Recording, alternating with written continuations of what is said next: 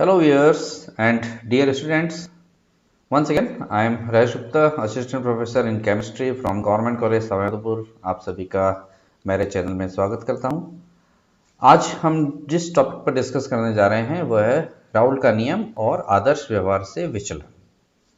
प्रिय छात्रों, जैसा कि आप सभी जानते हैं कि प्रावस्था नियम चैप्टर के अंतर्गत हम इससे पूर्व एक घटिकीय तंत्र, द्विघटिकीय तंत्रों और द्विघटिकीय तंत्रों में ऐसे तंत्र जो कि कॉन्ग्रुएंट मेल्टिंग पॉइंट वाले कंपाउंड्स का निर्माण करते हैं और ऐसे तंत्र जो कि इनकॉन्ग्रुएंट मेल्टिंग पॉइंट वाले तंत्र होते हैं, उन सभी के बारे में हम विस्तृत रूप से विवेचना कर चुके हैं। और इससे पूर्व के लेक्चर में हमने हेनरी के नियम के बारे में विस्तृत रूप से चर्चा करी थी। आज हम बात करने जा रहे हैं यहाँ पर द्रव द्रव मिश्रण के अंतर्गत राउल के नियम के बारे में।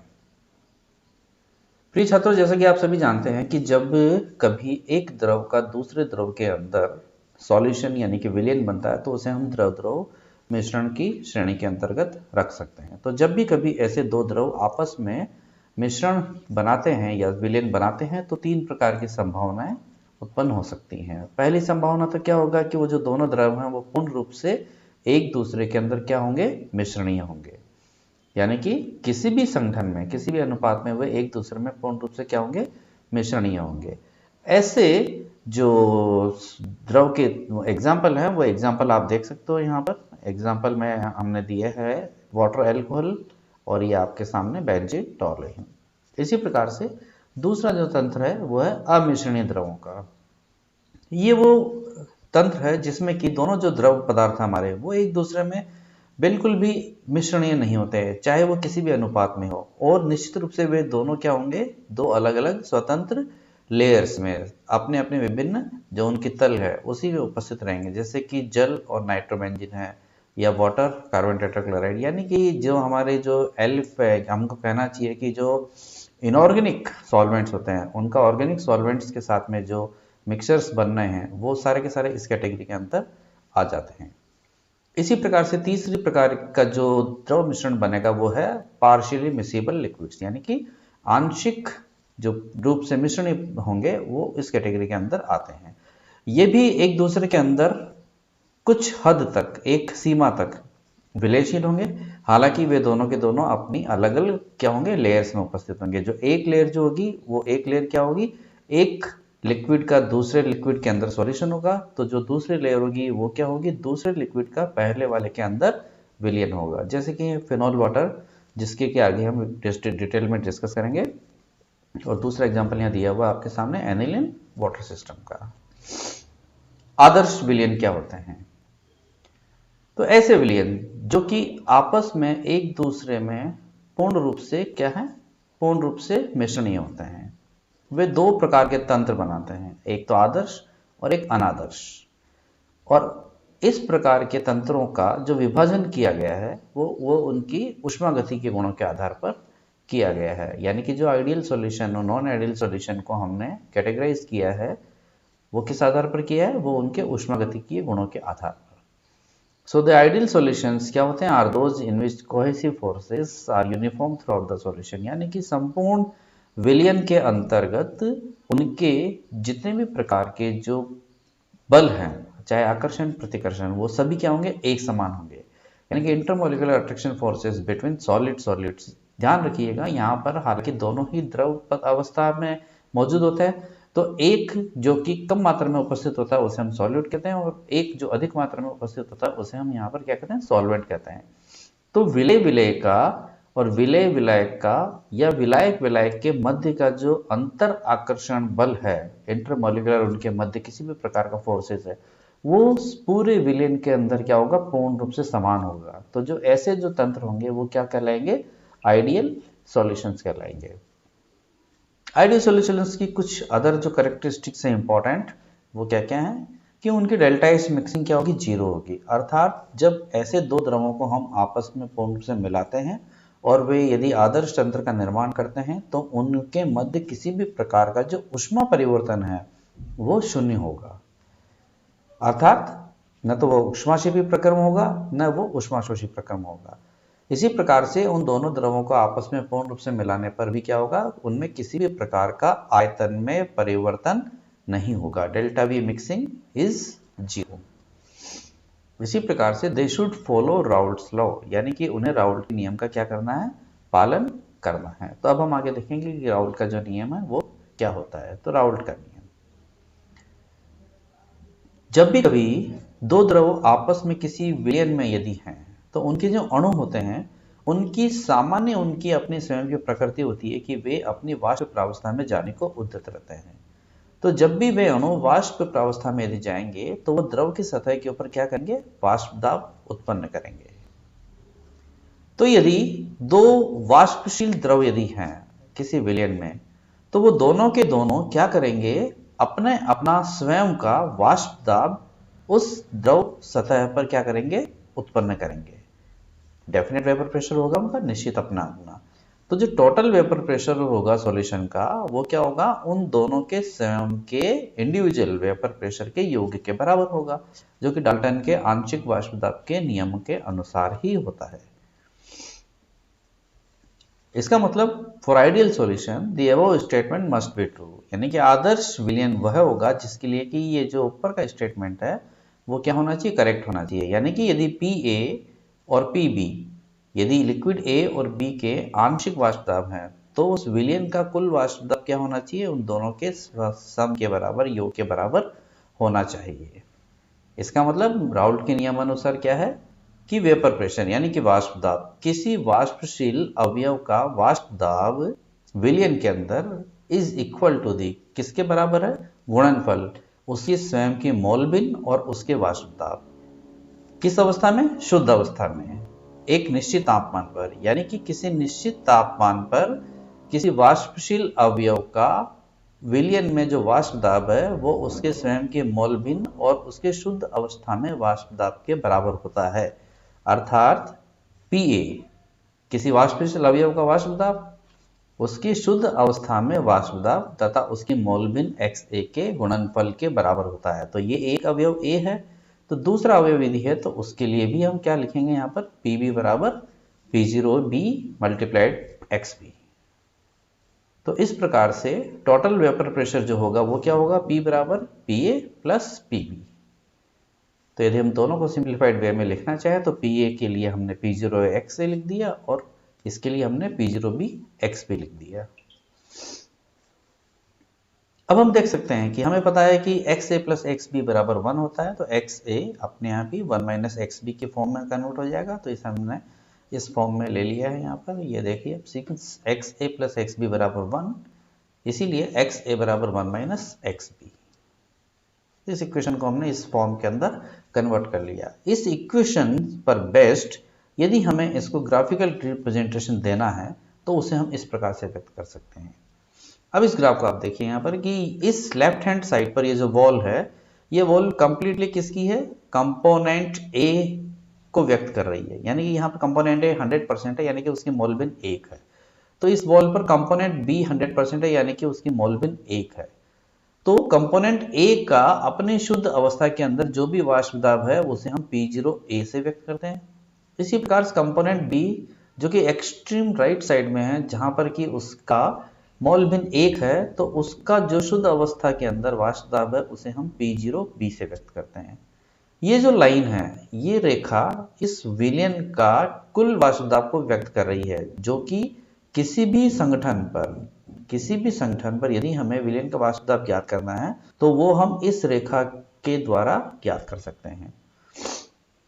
यहां हम यदि XB के व्यवहार को देखना चाहते हैं कि XB का जो व्यवहार है किसके रूप में, वाष्प दाब के रूप में, वो किस प्रकार परिवर्तित होता है, तो हम देख सकते हैं कि जैसे जैसे XB की मोल भिन्न बढ़ती है वैसे वैसे उसका जो वाष्प दाब है वो विलयन के अंदर बढ़ना शुरू होता है, बढ़ता चला जाएगा, और जब XB बराबर 1 हो जाएगा तो उस समय उसके वाष्प दाब है वो उसकी शुद्ध अवस्था में वाष्प दाब के बराबर हो जाएगा। सेम यही परिस्थिति यहाँ पर XA के लिए हम कह सकते हैं।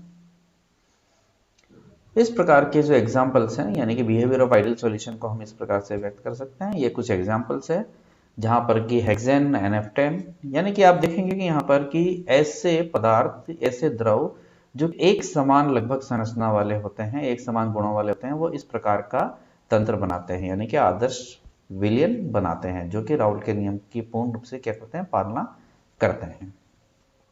नेक्स्ट टॉपिक आज का है हमारा वो है आदर्श व्यवहार से विचलन, यानी कि कौन सी ऐसी परिस्थितियां हैं जबकि राउल के नियम से क्या है विचलन होता है।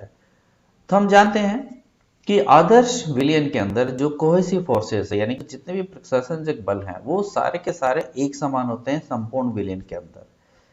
लेकिन यदि सॉल्यूट सॉल्वेंट के मध्य जो इंटरमोलिकुलर अट्रैक्टिव फोर्स है, यदि वो सॉल्यूट सॉल्यूट और सॉल्वेंट सॉल्वेंट के अट्रैक्शन फोर्स से कुछ अलग हुआ, क्या इंपॉर्टेंट है कि यदि सॉल्यूट सॉल्वेंट यानी कि विलय विलायक के मध्य का जो अट्रैक्टिव फोर्स है वो क्या होगा, सॉल्यूट सॉल्यूट या सॉल्वेंट सॉल्वेंट अट्रैक्शन फोर्स से यदि अलग होगा तो उस परिस्थिति के अंदर डेविएशन फ्रॉम आइडियल बिहेवियर यानी कि आदर्श व्यवहार से विचलन क्या होगा, प्रदर्शित होगा।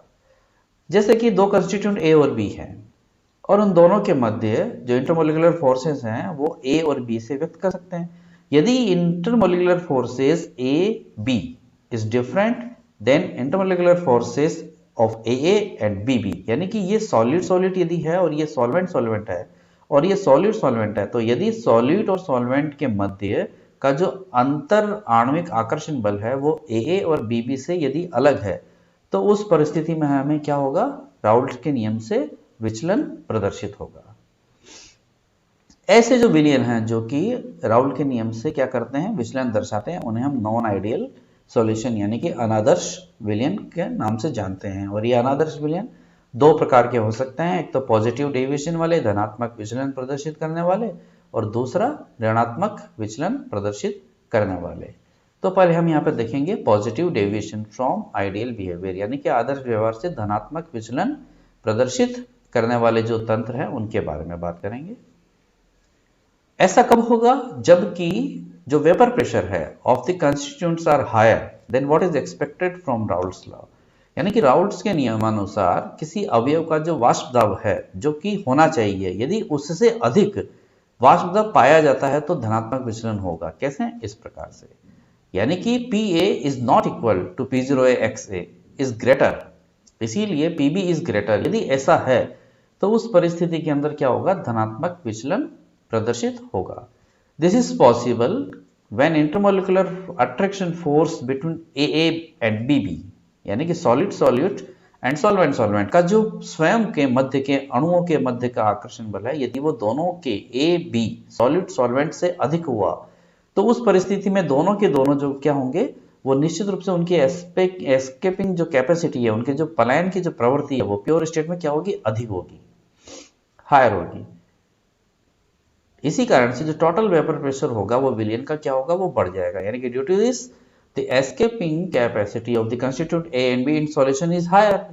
क्यों हायर, क्योंकि वो दोनों के दोनों यदि विलयन अवस्था में हैं तो वो दोनों के दोनों एक दूसरे के मध्य आकर्षित होकर के कोई बंधन नहीं कर पा रहे, वो दोनों के दोनों क्या है, अलग है, स्वतंत्र है। तो उनकी जो टेंडेंसी है वो क्या होगी, शुद्ध अवस्था की तुलना में क्या होगी, टेंडेंसी उनकी वाष्प अवस्था में जाने की अधिक होगी।